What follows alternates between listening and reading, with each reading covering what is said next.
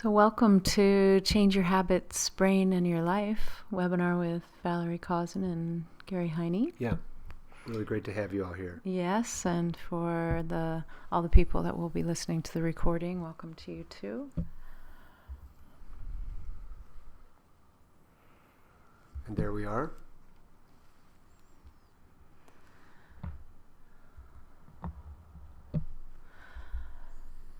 So today we're going to learn 3 powerful insights into your habits and how to change them. That's a good thing to know. We're going to learn how your habits and behavior create your world. Change undesired habits by changing your brain. Personal success rituals, which is something that we'll be discussing more along the way, but to give a short specification of what personal success ritual is, it's an intentional action that we do for a beneficial outcome. Mm-hmm. How's that? That's great. Oh, okay. And then the third powerful insight, how to reprogram your brain and life with compassion to be healthier, happier, and more connected to those you love. And we could all use some of that. So how your habits and behavior create your world.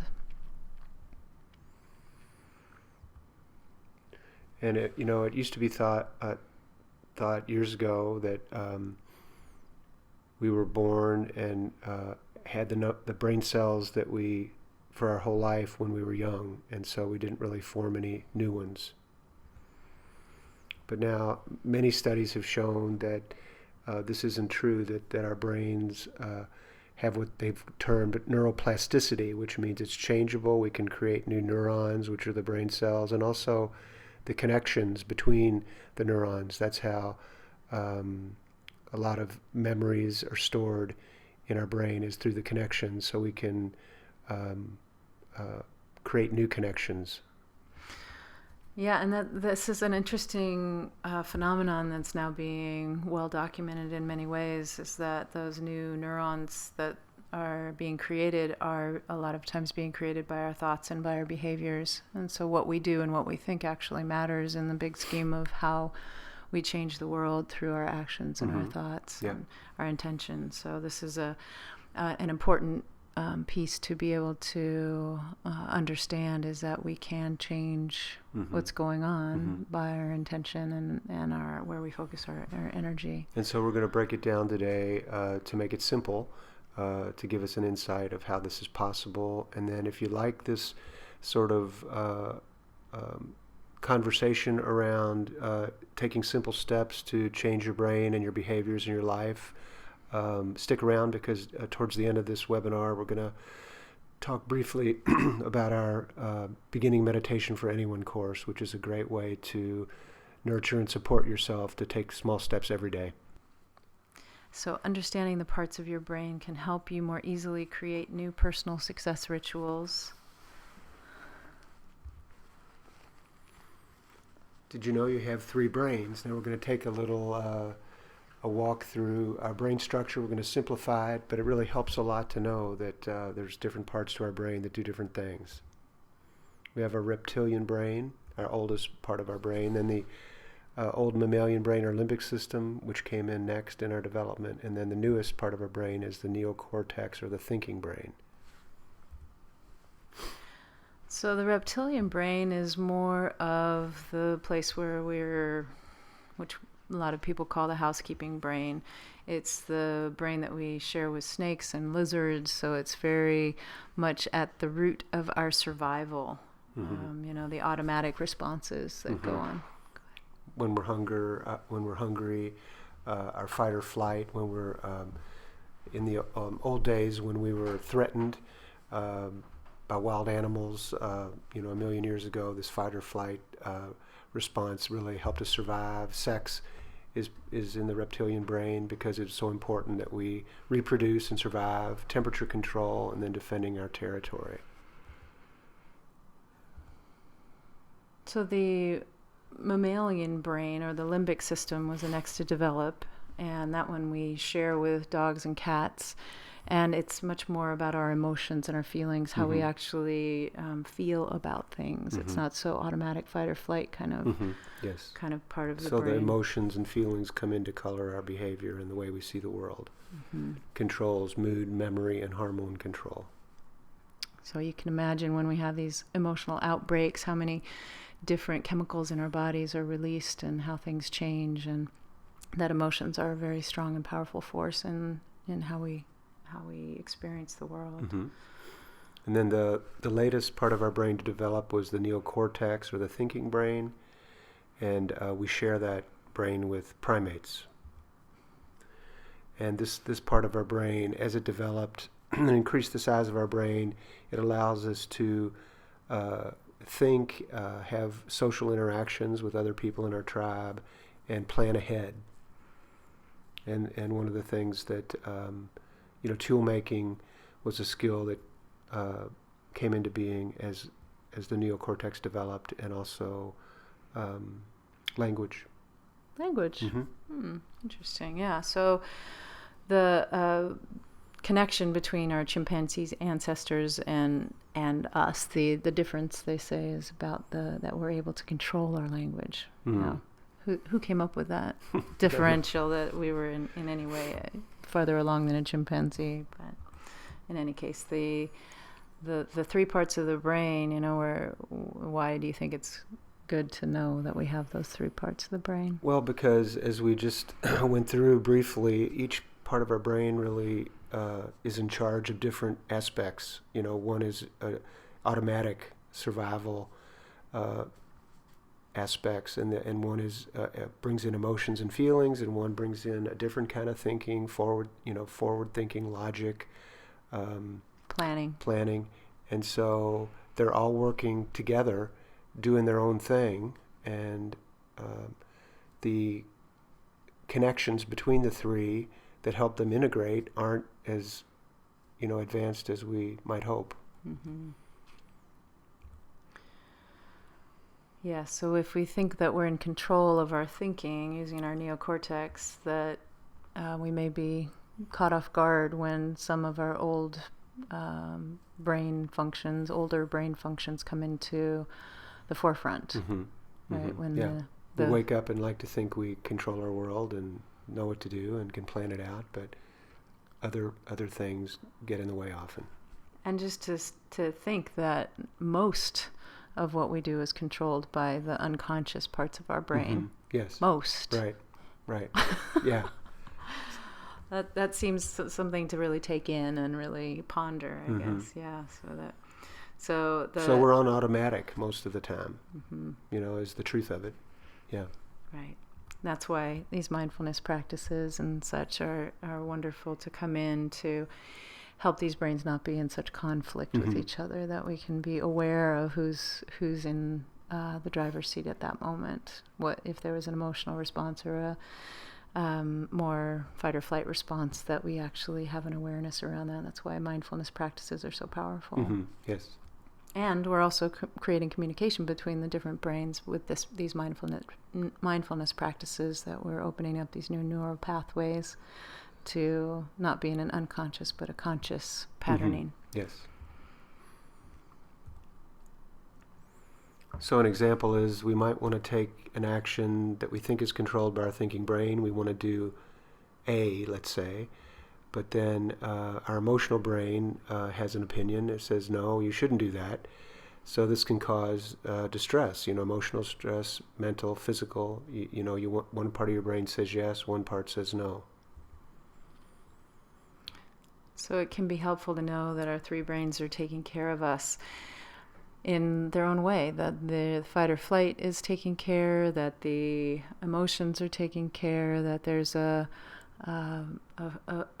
dance that's happening in all of these brains, that they all have their different roles, and that they're here to take care of us. And some of the thinking is outdated, of course, like we have all experienced things that we don't really need to carry forward, and we're allowing those things to heal in with our daily practices and with our personal success rituals. But that putting them all in the understanding that they are here to be of benefit to us. So it's good to know that there's these three parts of our brain that each are in charge of some pretty important things, but it's also good to know that they can cause conflicts among themselves, which can cause us to feel conflicted, confused, upset, and that's nice to know that it's just the parts of our brain sort of stepping on each other's toes. And procrastination, I'm sure, Mm-hmm. can be a big outcome of that. Mm-hmm. Yes. So we wanted to talk about changing undesired habits by changing your brain. So our actions and thinking, how we see the world, become habitual over time.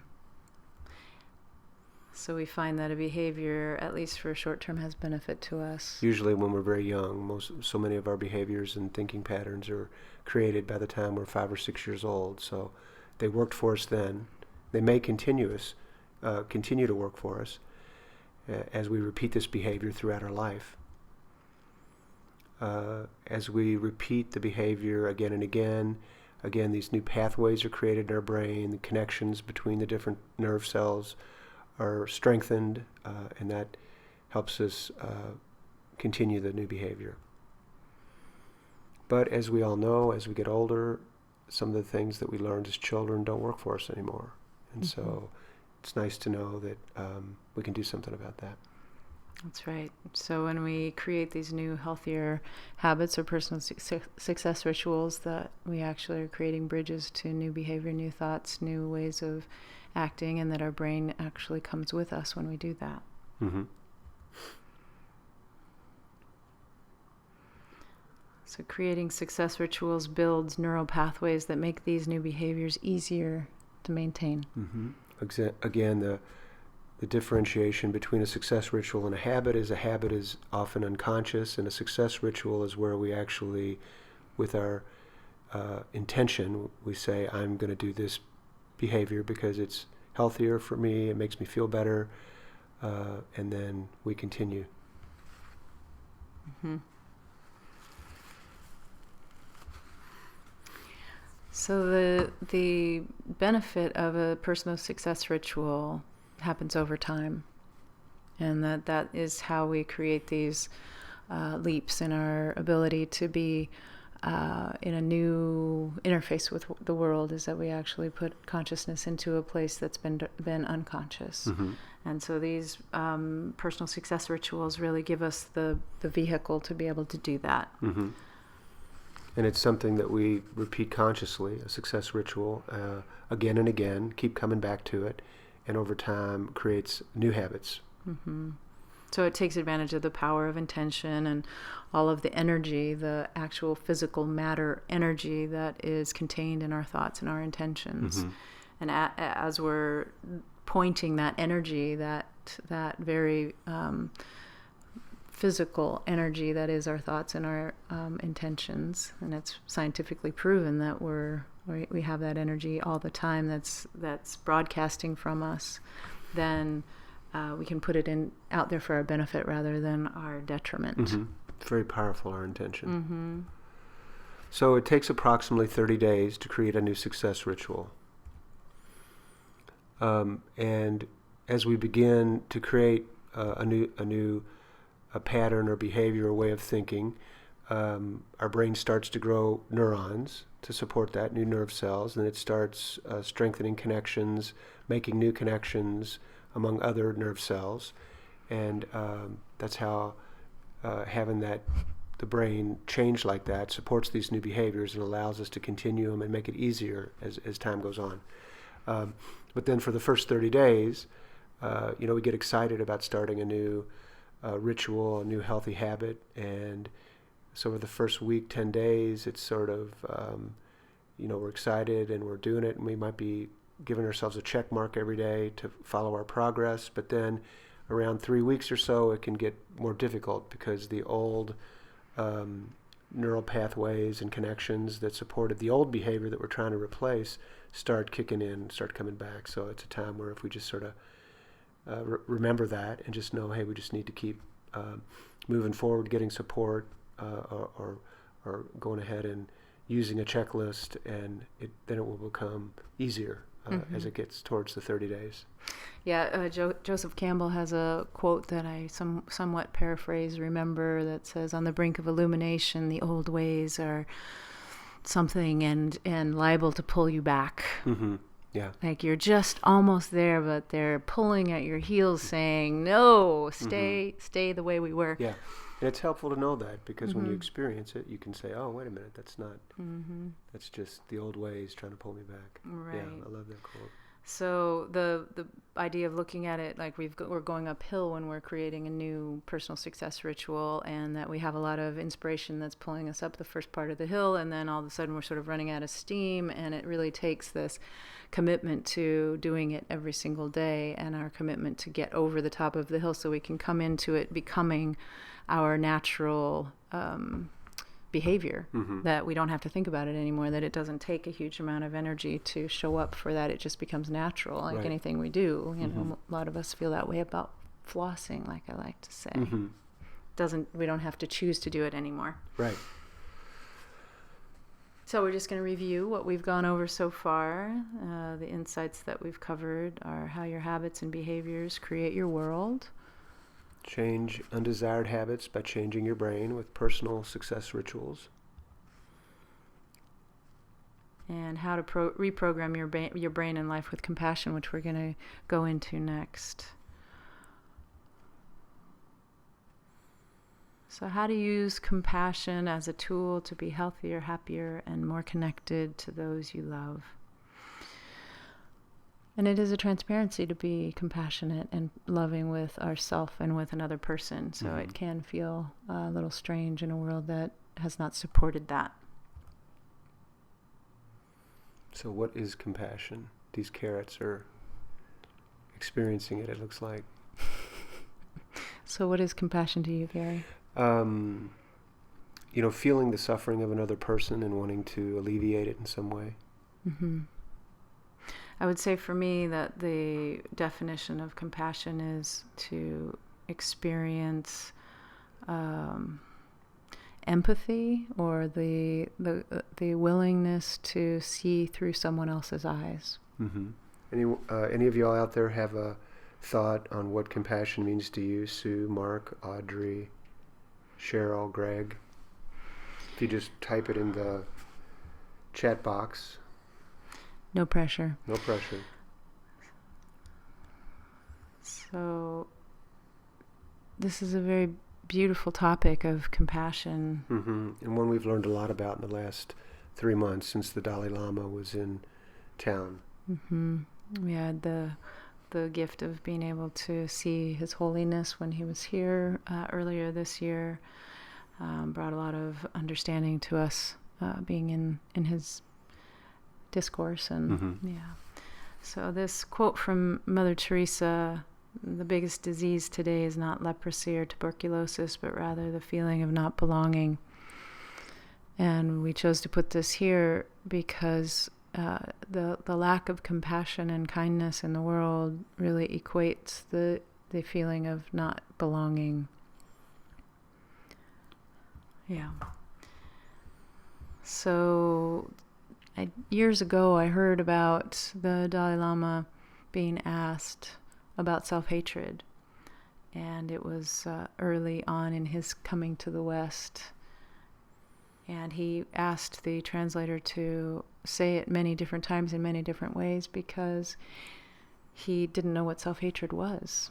It was something that in his culture that he didn't have any understanding of, and that he began to understand that self-hatred is a Western disease, that literally being disconnected from the compassionate, biological compassionate component of ourselves creates this turning against, perhaps, if I'm just putting it into my view.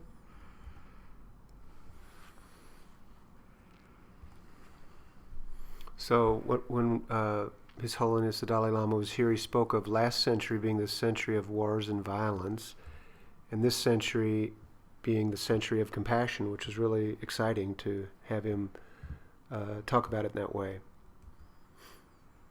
So as we create these success rituals that nurture and grow our compassion, the compassion obviously for ourselves and for each other, but for the planet as well, that we then have an understanding of how our actions and our behaviors and our decisions affect all of the creatures and the planet. Mm-hmm. Yeah. So this is a picture of a Buddhist monk, Matthieu Ricard, who's very been meditating for many, many years and had a lot of experience. And he was here earlier this summer, and James Doty was here, who's a neurosurgeon from Stanford University, who's been working with the Dalai Lama for 20 years. And he's been wiring up meditators like Matthieu Ricard, like you can see in this picture, and actually studying their brain to see what happens when people meditate regularly.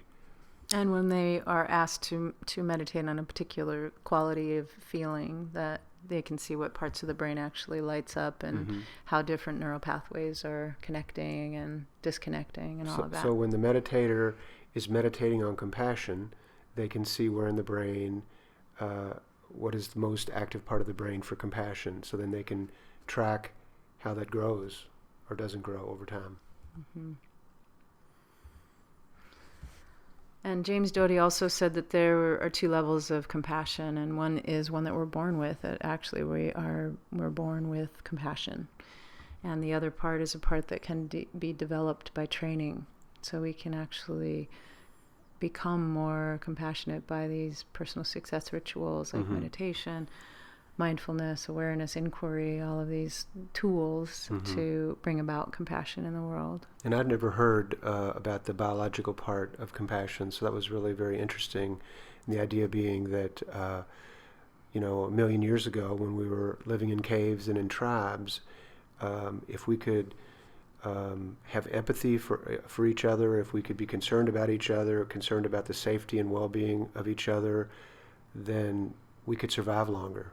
People who took care of each other would survive longer. So over 1 million years, that was encoded in our DNA. So we have that compassion today when we're born, which is hopeful. Mm-hmm. Yeah, so it's at the core of who we are, which I like to imagine that everybody's core is compassion. Mm-hmm. Mm-hmm. And that it has developed over millions of years, and that by having our empathy for others, that we're able to understand them more easily and to care for their well-being. And caring for their well-being means that we possibly make choices that are based on that compassion for another person, and take them into consideration as well. And practicing compassion makes you happier. That's scientifically proven. Yeah.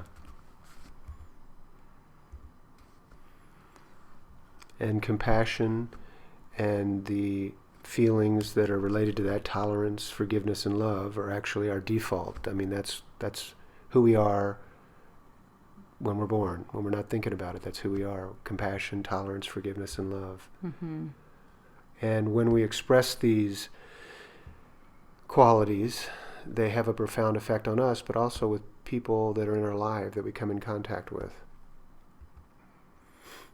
So when we do these practices, when we cultivate compassion, tolerance, and forgiveness and love, that we're getting along better with others, we're happier, our blood pressure goes down, our stress hormones are decreased, just overall we're healthier. Mm-hmm. Yeah. And what a lovely thing to imagine, that a stress-free world would automatically be a healthier world. Mm-hmm. Just straight across the board. And as we care for others, we become healthier and happier. I mean, that's pretty cool. That is very cool. So it's deeply ingrained in each of us, as we've been saying. It's who we are. Over time, we've forgotten this part of ourselves, this compassionate core. We've come to believe the survival of the fittest story that has been told for a number of years. So science is finding that with training, especially meditation training, we can return to this compassionate heart of who we are, and that we tap into that biological core of who we are, and that we're able to grow it. Mm-hmm. And as we grow it, we become more peaceful, more relaxed, less angry, get along better with other people, improve our health in so many ways. Yeah. And the way we change the world by growing our compassion is there's something in our brains called mirror neurons. And what they are is when I feel compassion and I'm with Valerie, let's say right now, her mirror neurons pick up my compassion and create it in her. So they mirror that and create that feeling of compassion in her brain and in her body. And so if I'm feeling forgiveness, she's feeling forgiveness. And then, when she moves on to be with someone else and throughout her day, if she holds on to that forgiveness, she spreads it to them. So that's how we really, from one to the other, change the world by the way we're being. Mm-hmm. And so if we're not feeling compassionate, we're feeling angry. You know how you may have noticed if you're around someone who's angry, they make you feel angry sometimes, and that's those mirror neurons kicking in.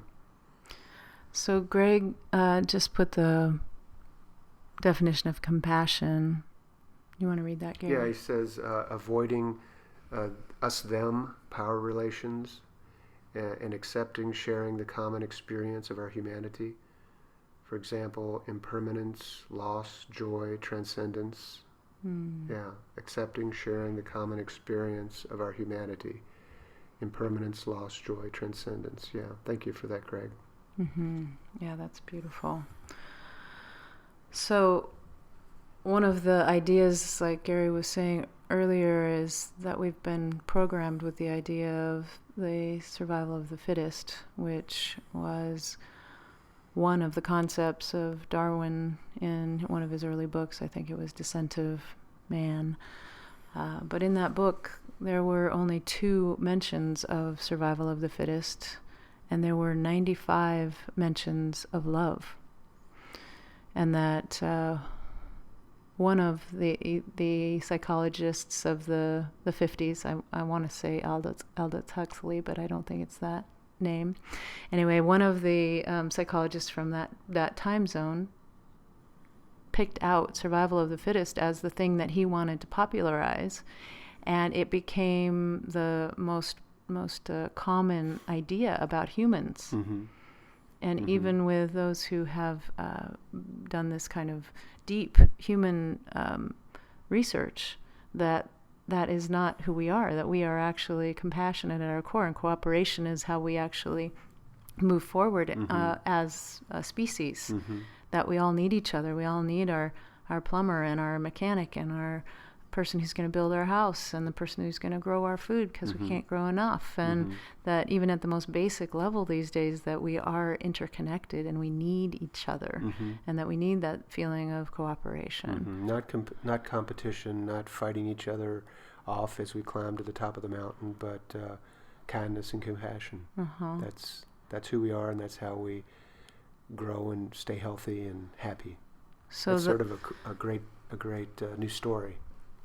Or original story. Yeah, but it's a new story. But because we haven't been living it. That's right. That's right. So this idea of survival of the kindest that we heard by James Doty a few months ago really struck a chord with us, that what we want to bring more of is that remembrance of our kindness and compassion and cooperation, and that what we can do to bring that into the world is to have our daily practices, our personal success rituals that bring us back to the understanding of that innate core self. And it's why we wanted to have this webinar, to remind you all.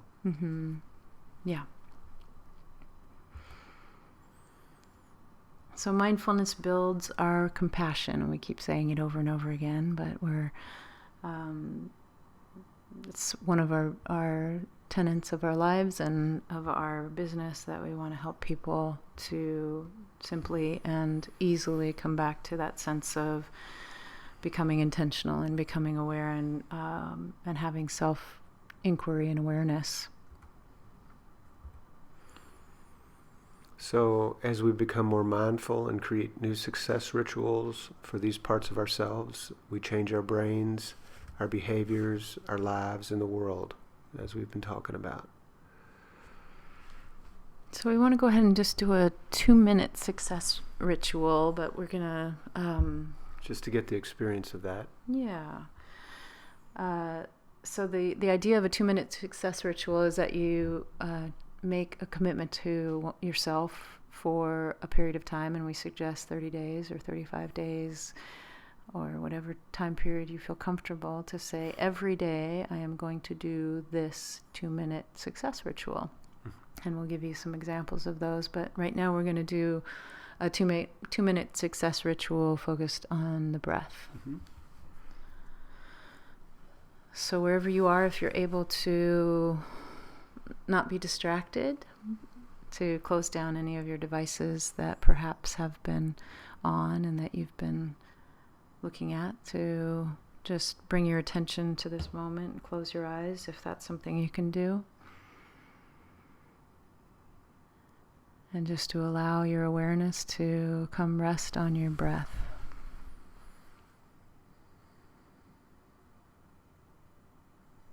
And that as your awareness rests on the breath, that perhaps your body becomes more relaxed. You can feel your shoulders resting down the backside of your body. And that with each breath, that your mind also is relaxing.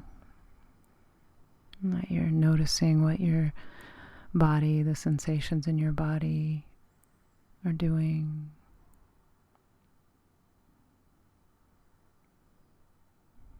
You feel the sense of presence that's occurring by the simple act of turning your attention to your breath.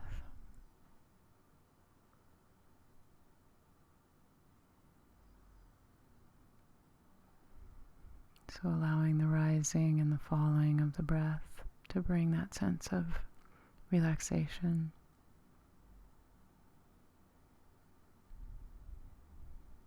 And of letting go. That in this moment you can let go. Just for these few moments. Nothing to plan. Nowhere to be.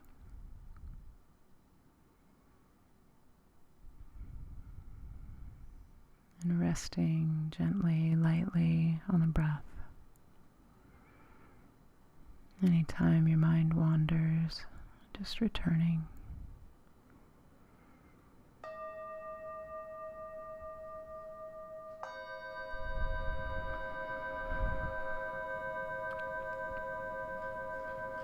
So feeling where you are in this 2 minutes, how your body feels, how your mind feels,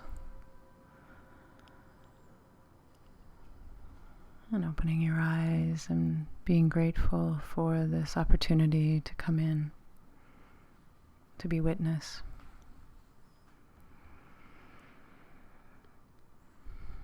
All right, so that's an example of a 2-minute success ritual.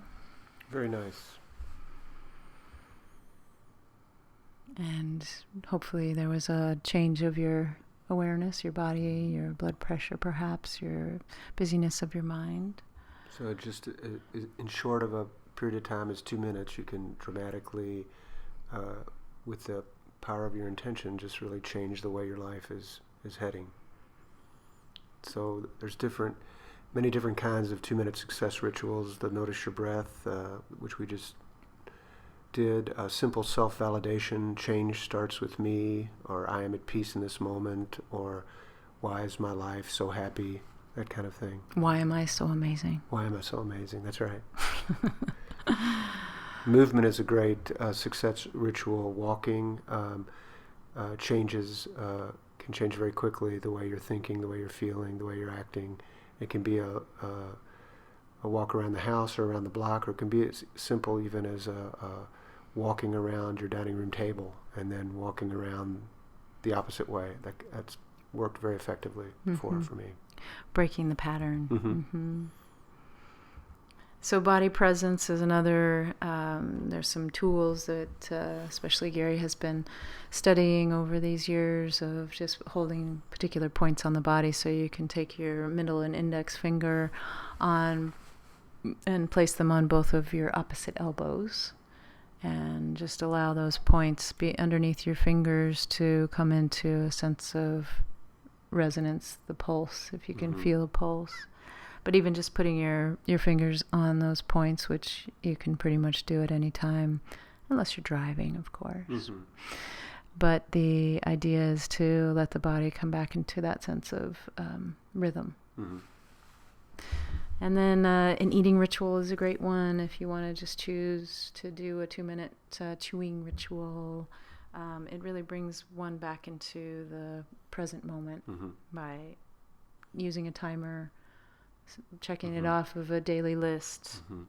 So what if we created a daily success ritual and committed to that for some period of time?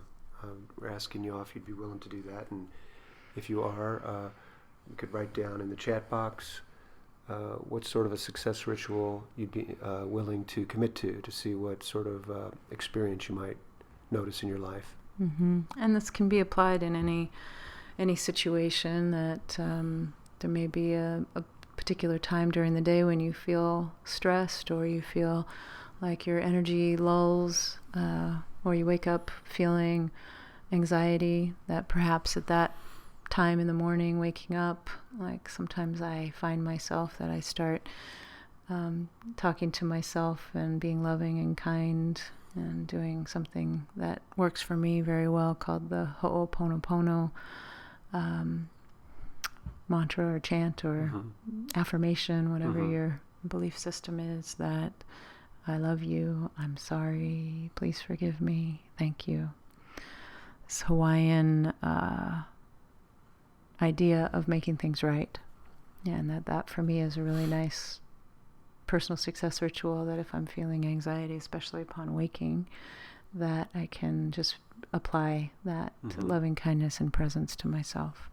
So what would you be willing to commit to? And it could be for 7 days, or it could be 14 days or 30 days, whatever you are willing to commit to. That's the way you create those success rituals, is with your own personal intention, what works for you. Suggestion is 2 minutes a day for 30 days. Use a timer for the 2 minutes so you don't have to think about it, and track your success, on a checklist. So Greg says sitting still and focusing on breathing, mentally touching the exhale and letting it go. Yeah. Yeah, that sounds great. So we'll be sending you a tracking sheet that we created for the beginning meditation for anyone meditation course, and so it has the weeks that you can just check off if you like to be a visceral or kinesthetic person interacting with your success, which seems to me to be a nice aspect of acknowledgement of where we've been and where we're going. And the circles are big enough for a gold star, so you gold can do that star, also. Or green star. A green star. Or a check mark. All right. So if you like what we've been talking about, and about using the power of your intention to create new behaviors in your life, new success rituals, a way to follow that even more powerfully is, in a continued support way, is to consider our beginning meditation for anyone course, which will be starting again in 2 weeks. But before we go into that, I want to say thank you for being here and your attention, and to ask if there was any questions before we moved on about any of the information that we've already given. And if there is, just write it in the chat box. Don't be shy. It's empowering to write in that chat box, isn't it, Greg? That's right. I love going over this information again, and it just continues to wow me about the abilities of the brain and the way that we can change it, and the way that we can begin to work with ourselves, mold ourselves to become who we want to become by choosing these disciplines that actually give us a lot of freedom. And by taking very small steps every day, is this powerful change can happen in our life, which is exciting to know. It is. Yeah. Yeah. So we'll go ahead and get into the course overview, just so you have a little bit more of an understanding of how it's set up. And it's we designed it to be a no-jargon, simple way to learn how to meditate, and we just start with 5 minutes a day, because one of the things that's held me back, I know, over the years is feeling like I needed to meditate for 30 minutes a day, 60 minutes a day, but you can get started with 5 minutes a day, and scientists have shown that brain changes start to happen in just as little as 5 minutes a day when you start a regular practice. And there's no jargon. You don't have to be a certain religion. You don't have to live in a cave to do this. It's just a way to change your life by putting some intention to the habits of your life. So we designed this course really for anyone who is wanting to reduce their stress, anxiety, improve health, increase relaxation, positive attitude, deepen connections with yourself and with those that you love, and really to make it as easy to start it and continue with it on a daily basis, and that we know with ourselves, and we know that the people that we have taught over the years, that it is life-changing, period. It is a life-changing experience to connect with oneself in this way on a daily basis. And I'm, almost weekly, I'm amazed that new studies come out that show the diversity of benefits of meditation. There's so many. Here's just some of them. I think we have a list. Live with more peace, ease, and relaxation. Live longer with more energy and clarity, so you can enjoy your family, children, and their children, like that. Deepen connection with those you love. Enjoy greater confidence and creativity. And regain clarity about who you are and where you're going, which I find to be just an automatic thing. We don't have to look for it or try to get to it. It actually arrives naturally when we're in that state of connection. Yeah. Share your innate compassion, forgiveness, and love with the world. And relax and soothe your nervous system on a daily basis. This is so important. Because we live in a world that is very noisy. There's very much overwhelm coming at us all the time. Media, decisions to be made, people to take care of, and it really can become overwhelming to find some quiet. I was reading recently that even when you're asleep, your nervous system can hear the noise in your house, in your neighborhood, and so it's picking up and responding to the noise even when you're asleep, so you never get away from it. So meditation is a great way to just come into the quiet and come back to a zero point where you can just get some freedom from anxiety, stress, and fear, which is so important these days. Yeah, to reboot the nervous system. I like to say it seems to recharge and give the sense of clarity, energy. That's whatever happens when we reboot our computer is what I imagine is happening when I'm meditating. So being constantly on the run can cause stress on the mind and body, and stress can impair brain and body functions. Slowing down, even momentarily, can increase brain power and allow innate healing and creativity to return us to a calmer and clearer state, which benefits everyone. Yeah. And as you can see, that being in Maui doesn't hurt. With your hand on a coconut palm. That's right. Yeah.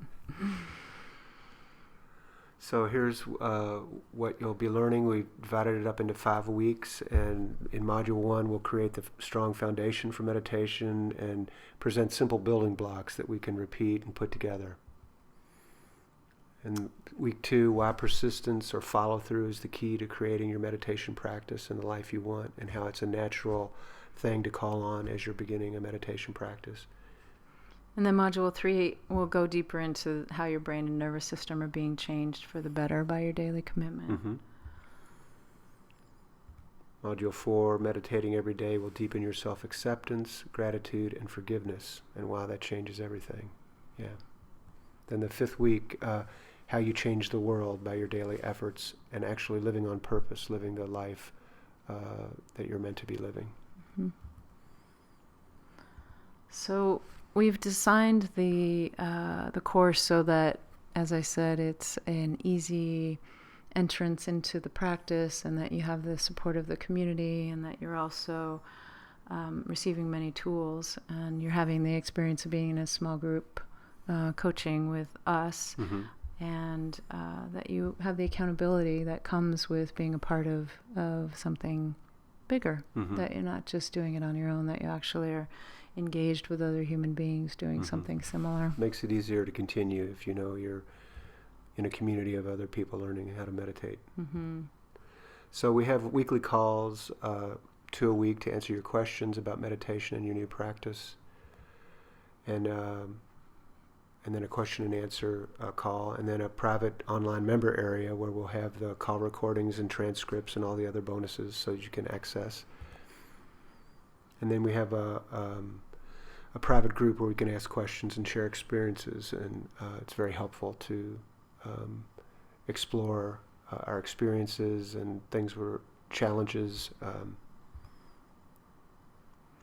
The investment is the 5-week course is $297, and we are offering a $50 discount for those on the webinar of $247.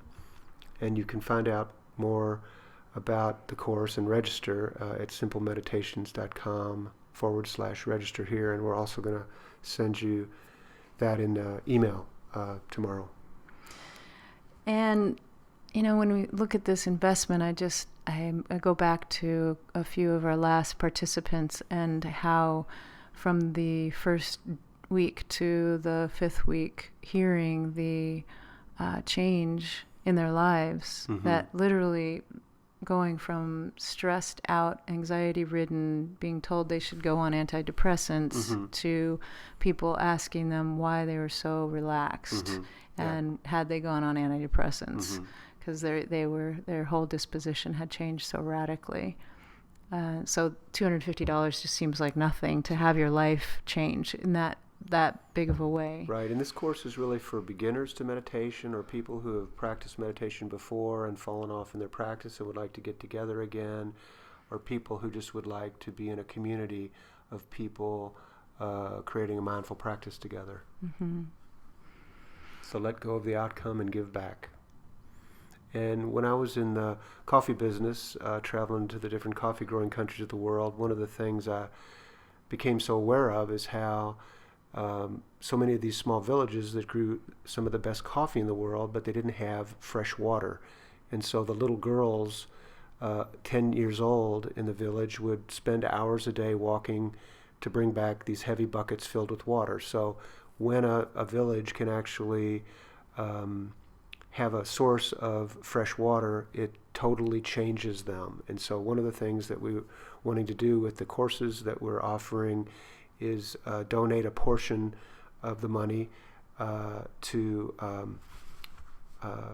buy water systems for 10,000 villages around the world that currently don't have access to clean water. And there is an organization in Louisville named WaterStep that has developed a low-cost but powerful water purification system, and that's one of the organizations that we're going to provide money to spread this.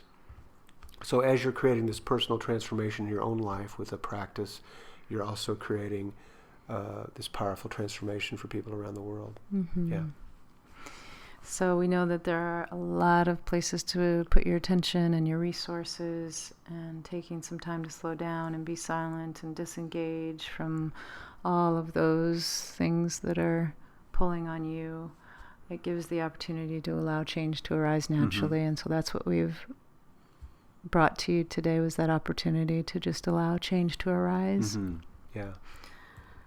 And use these internal resources, this compassion that's just part of who you are, this kindness that we're born with, and just allow that to bubble up and guide our lives, mm-hmm. instead of be hidden. Yes. So nurturing this space and inward attention grows compassion for self and others, like we've said repeatedly. And with this compassion comes a reduction of reactivity and an ability to listen more clearly. Mm-hmm. So a world filled with people utilizing such tools to soothe the overtaxed nervous system of individuals and the world is one where kindness and healthier choices have the chance to take hold and multiply. And I think that's something that we all want. We want to change the world with kindness and see people making more healthier choices, and we want to be making more healthier choices in our family life and with our friends and work and that kind of thing. Mm-hmm. And there is the science that says that the aggressive energy is actually one that is more dominant than the kinder choice. And so it does take that intention to actually choose and multiply that, because the other one is so much more dominant. And so we need to do it as a collective to actually make a big difference in this world. To keep practicing, Keep practicing, yeah. So go ahead, sit down, and change your world. Oh, I like that. So just remember that everything we do matters. Everywhere we put our attention, everything we think, all our behaviors, they matter. They do. Yeah. So just want to thank everybody for your presence today, and we're deeply grateful that you showed up and took in this information. Hope it helps move you in some way. And just we have time for questions. If anybody has a question, just type it into the chat box or a comment. Thanks, Greg.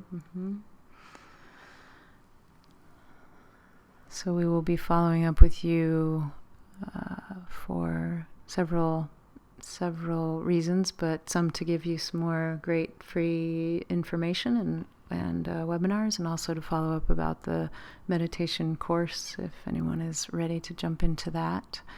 And just to know that we have a community that's being built around this similar vision of creating a kinder, more silent, more compassionately focused world. Yeah.